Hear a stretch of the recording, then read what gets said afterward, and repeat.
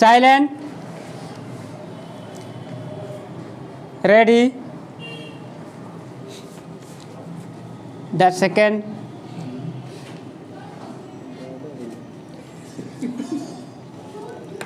Start. Israel पर किए गए हमास के हमले और उसके बाद गाजा पट्टी में खड़े हुए बड़े मानवीय संकट की बीच दुनिया की पहरेदार और मध्यस्थ संस्था संयुक्त राष्ट्र अर्थात यूएन हताश सी बयान देती रही और दोनों तरफ से निर्दोष मारे जाते रहे।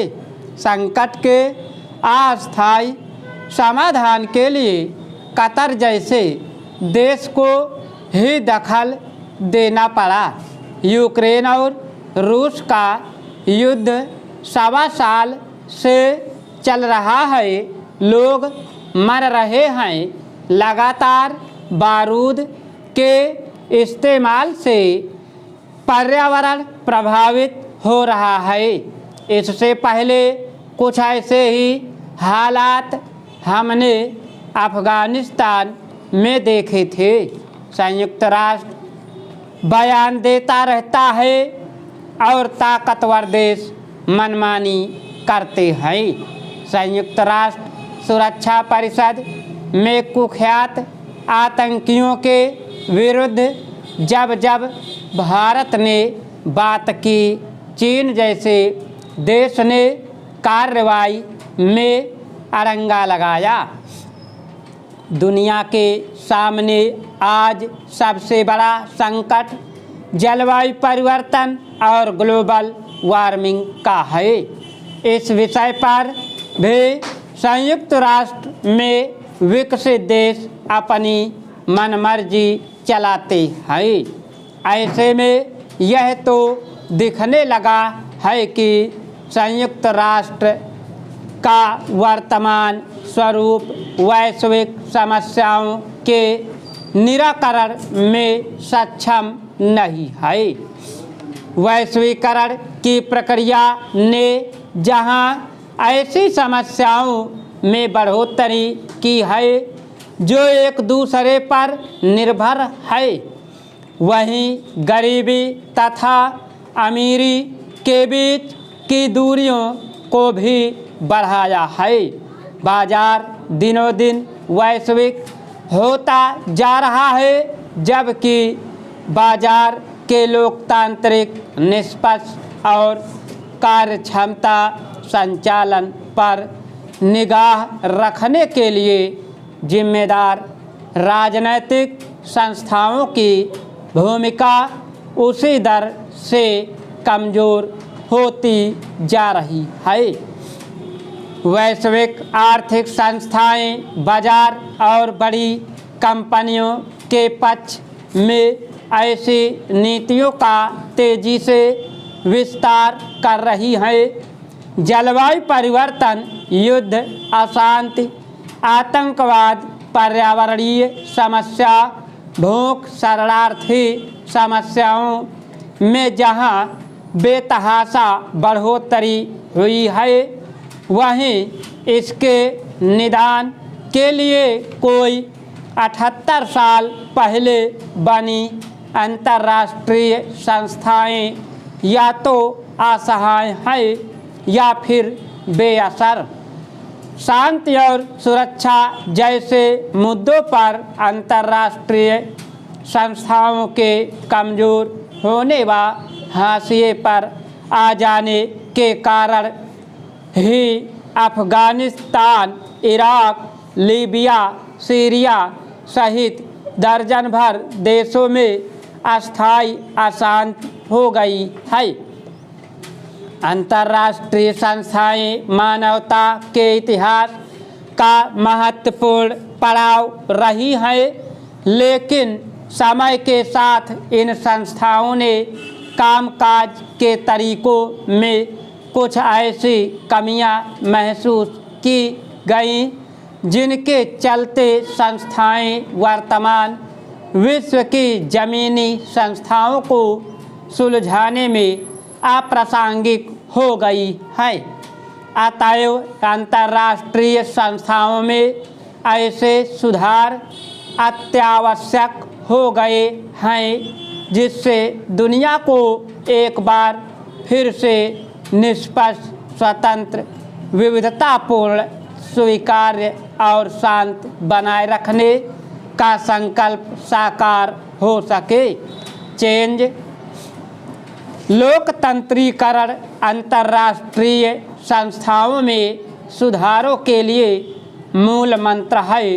अंतर्राष्ट्रीय संस्थाओं की जिम्मेदारी है कि वे विविध लोगों के हितों और पूरी दुनिया के निवासियों की आवश्यकताओं व उम्मीदों को पूरा करने की दिशा में कार्य करें।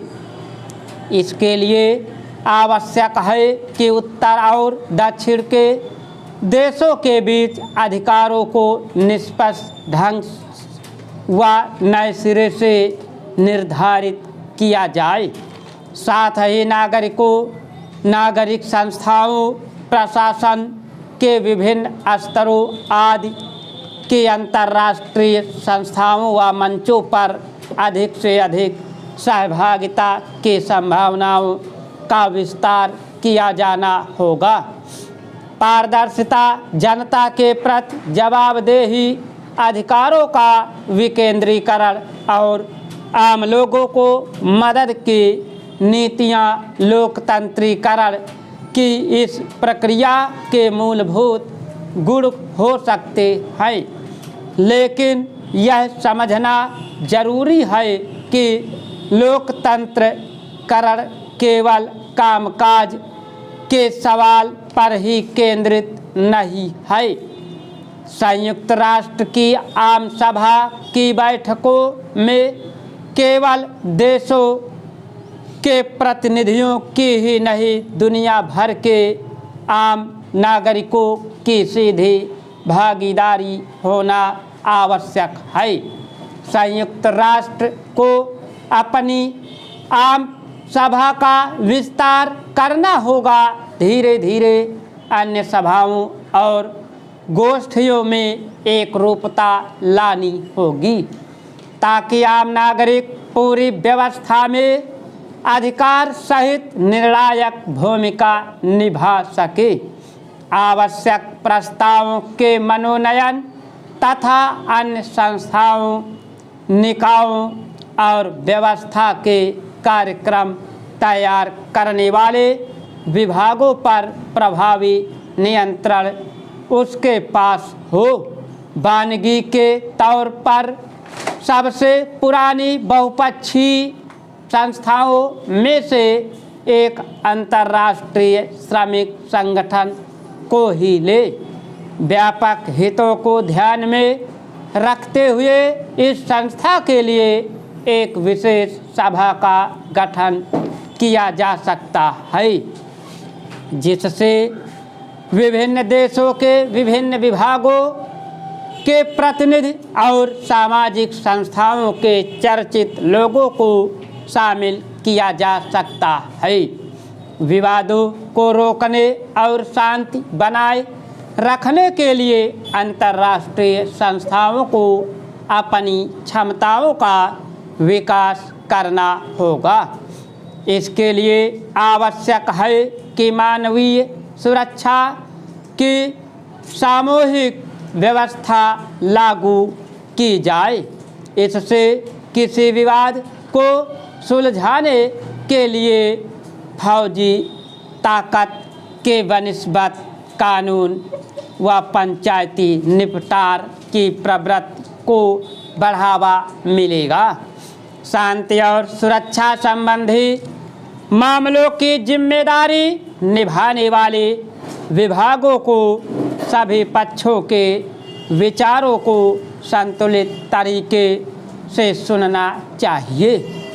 इन विभागों के पास इस तरह के अधिकार होना चाहिए कि वे अपने निर्णय को मानने के लिए सभी पक्षों को बाध्य कर सके। इस उद्देश्य की पूर्ति के लिए मौजूदा सुरक्षा परिषद में बदलाव और उसे प्रभावी रूप से संयुक्त राष्ट्र आम सभा के अंतर्गत करना होगा। विश्व के सभी हिस्सों से विभिन्न क्षेत्रों के लोगों का प्रतिनिधित्व आम सभा में भी होना चाहिए। वीटो के इस्तेमाल का अधिकार कुछ मुद्दों तक ही सीमित कर देना चाहिए।